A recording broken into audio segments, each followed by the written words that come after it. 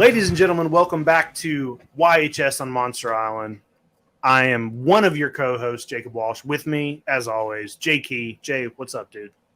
Not a lot. Actually, you know what? A lot. That's a lot. You have a lot going on. We both have a lot going on. We do. But you have a lot of kaiju stuff going on. I do have a lot of kaiju stuff going on. And no, it's good. It's good. I'm really excited to chat today. It's like I feel like because you've been doing so much stuff all across the country, and I've been busy with some things. Like I feel like the only time that we've really got to sit down and chat recently has been the show. So yeah, yay, the show. Yeah.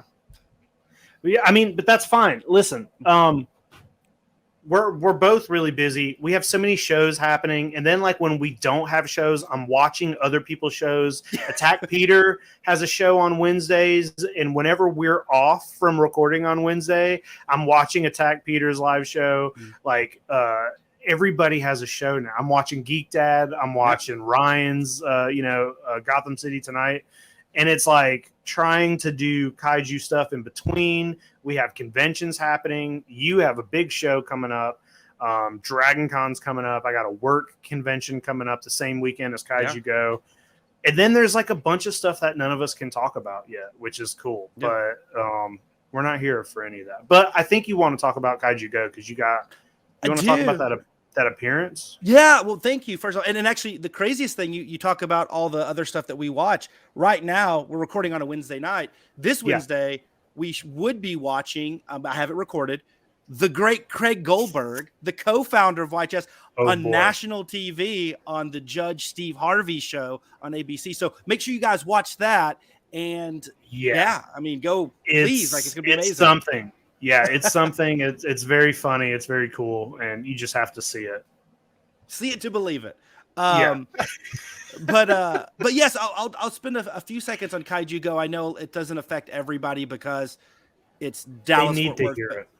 Yeah, they need to hear it. But it is Dallas Fort Worth. And hey, there's no rule against you guys flying in or driving in to come check it out. It's worth it.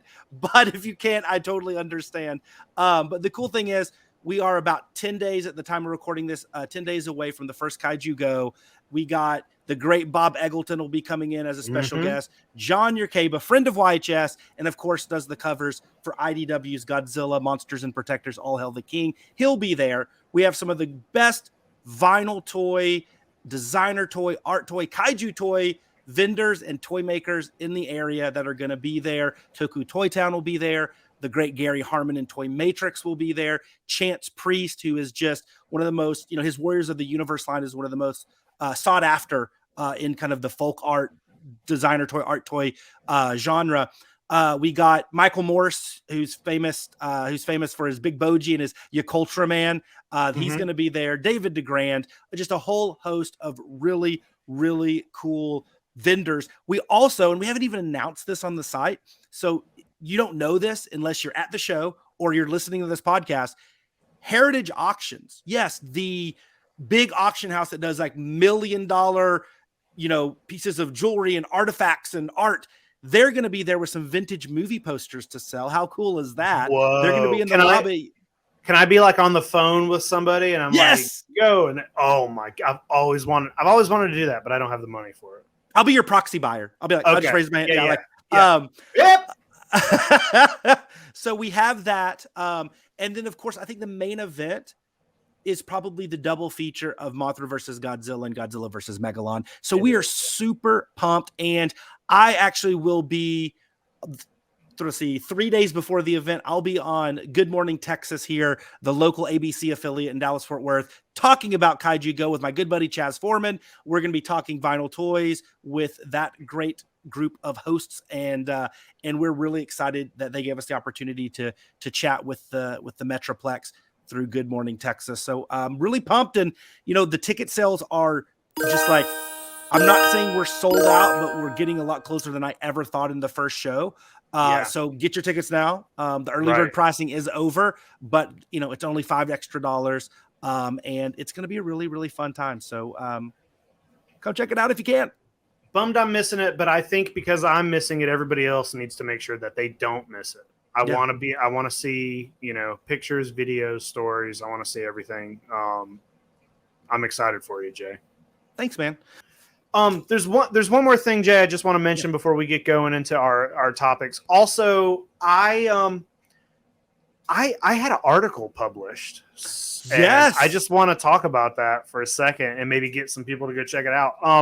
I have never written an article in my life, and I had been having some conversations. I was reading some books. I had stirred something up with me, and I ended up writing this article basically about the complicated relationship between being like an animal lover and watching and reading media about killer animals, where the animals are getting killed or they're seen as monsters and stuff like that. And I wrote this really large article. And Jay, you kind of helped me out with it. I appreciate all your help there.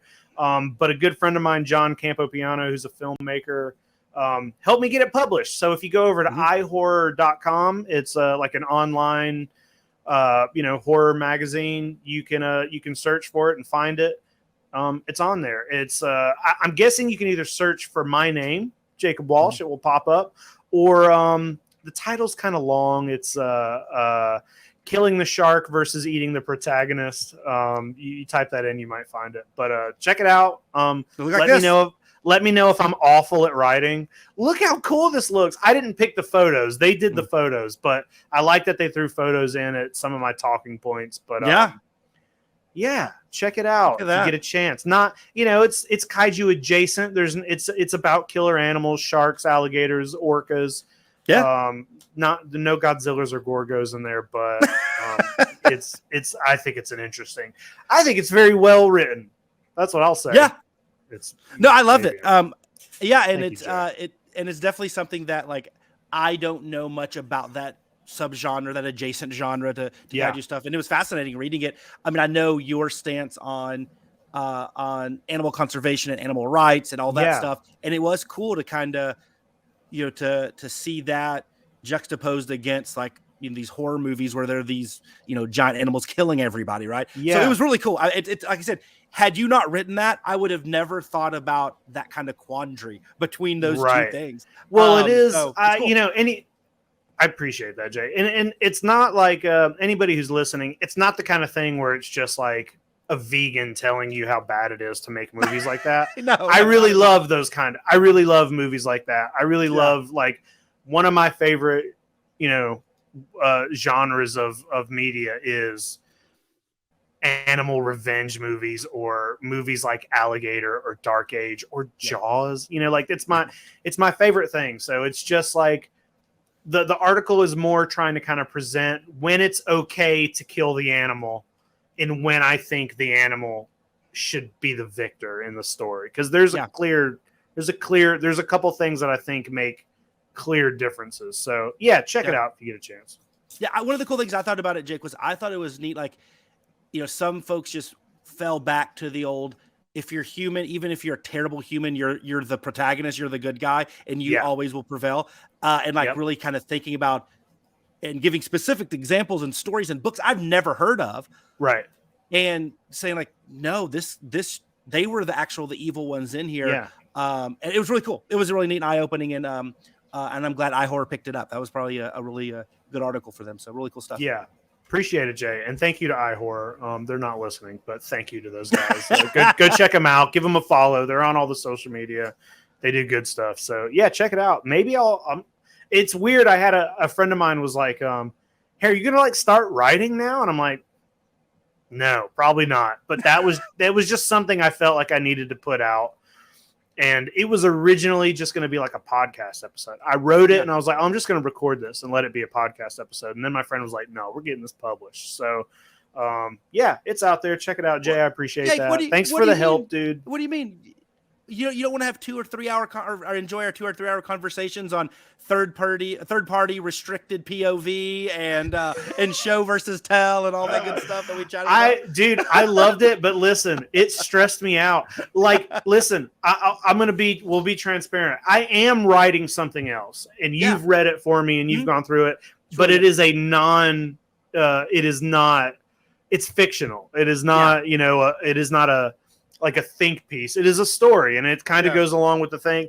I have not written a story since high school, and here I am thinking I'm done with it, and I have Jay read it, and he's like, "You got a lot of work to do, buddy." No. So I'm going back through it and trying to change some things, and I'm gonna write that, and then I'm not betting on something like that getting published, because that's a whole other thing than getting an article published. But it will probably be a podcast episode. It'll be a Patreon episode, maybe. It'll probably be a YHS Patreon episode. I'll read it and put some sound effects to it. It'd be a great audio drama already. Yeah, dude, some swamp sounds. Yeah. And just the snippet that I got to read, which I know, like, obviously you'll work on some areas that you might expand even further, because there's so many cool ideas that kind of spin off of it. You say snippet, I sent you the whole thing. You read? No, I mean like what we talked about, like the bigger picture, like how this could be, like you could do it other ways. Like this is one episode, if you will, one story, and that's such a good idea. If I just make a whole podcast out of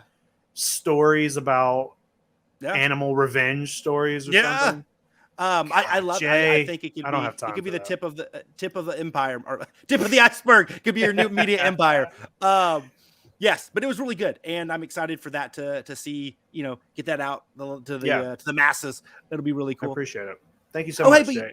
You know what? But speaking of checking things out, after you're done at iHorror reading Jacob's article, how about you go over to belowthecollar.com/YHS podcast, because we got our YHS and Monster Island shirts there, the original. Finally. And we have some new ones. I know we have our #8989s and our No One Likes Manda shirts. So go check them out at belowthecollar.com/YHS podcast. I'm gonna have to order myself one of those No One Likes Manda shirts.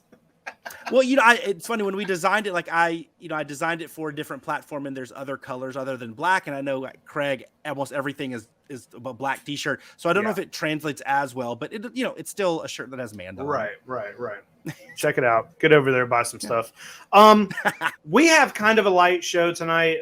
There's not a lot of news. I don't think either one of us bought too much stuff. I know one of the things we're showing off, we both got. You got what we watched on here. You watched nothing. Nothing. All right. Well, guess what I watched? What'd you watch? Nothing. No! I watched a little. So I did rewatch a little bit of Ultra Q. I was trying to show Jess some episodes. We watched the Kenagong episode because she is like become obsessed with that character and had never seen it. So I'm like, let's fucking watch it. So we watched that.